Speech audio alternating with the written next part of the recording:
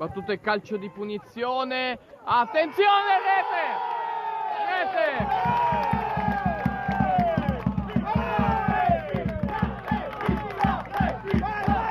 Ha segnato Marino, attenzione, c'è il colpo di testa credo di Amato, allora vediamo, Spanò, Todaro, il tiro,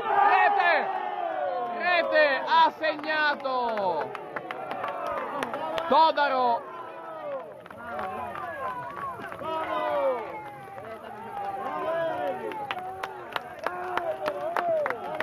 1-1 è il nuovo risultato.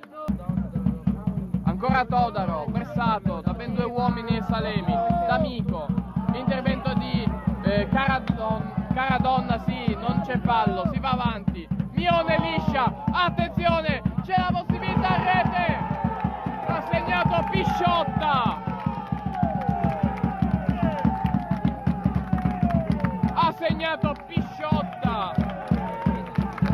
attenzione, D'Amico contro Bojan, ancora D'Amico, non c'è fallo, si prosegue secondo il direttore di gara, Bojan